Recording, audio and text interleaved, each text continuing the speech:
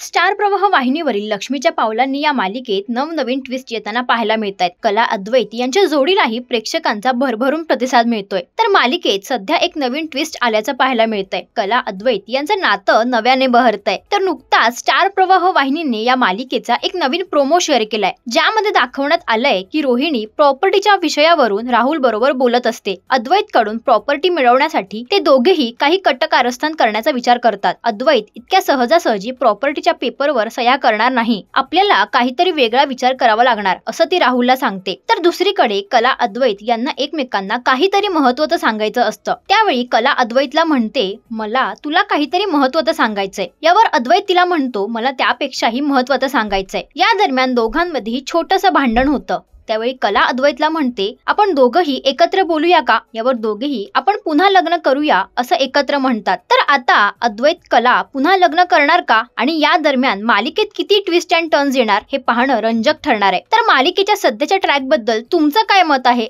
हे आम्हाला कमेंट्सद्वारे नक्की कळवा।